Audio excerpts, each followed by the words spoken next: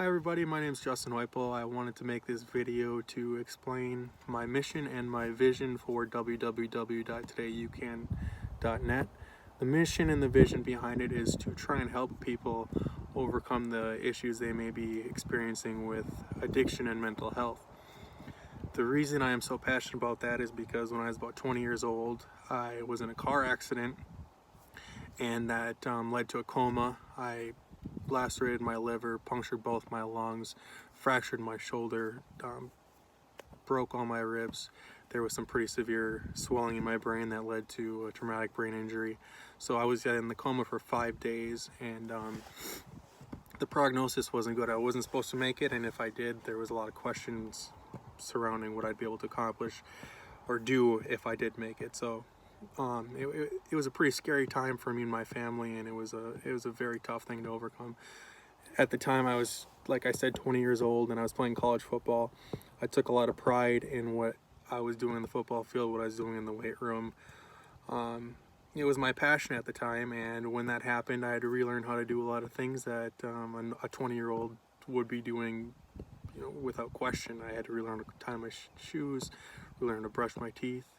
When I went back to college, I started using my left hand to take notes because I had a tremor in my right hand. I was right hand dominant. Now I do a lot of things with both my hands, but it was a pretty tough thing that I overcame. And during that time, I was dealing with a lot of depression for the reasons that I had mentioned, and I started to drink more than is probably healthy for people, and I developed a pretty bad habit, and it started leading to some pretty severe consequences, and it's something that I couldn't shake on my own. And more recently, I realized that I do have an issue with alcohol, and I'm a recovering alcoholic. I went to a treatment facility almost a year ago now, and I dealt with that, and I'm still dealing with it, but I'll be a year sober now on May 20th, which is about a month away from when I'm talking about this on this video right now. But so after the accident and going through everything, I did, like I said, start to develop an addiction, and I was using alcohol to cope with the issues that I was having. And also during that time, though, I started to develop a passion for trying to help other people overcome some of the things that I was learning to overcome. I was able to get my bachelor's degree in psychology. I got a master's degree in clinical psychology, and I'm currently working on a doctorate in psychology with an emphasis on mediation and conflict resolution. So basically what I'd like to do is use my personal experience, my professional experience, and my education to help other people.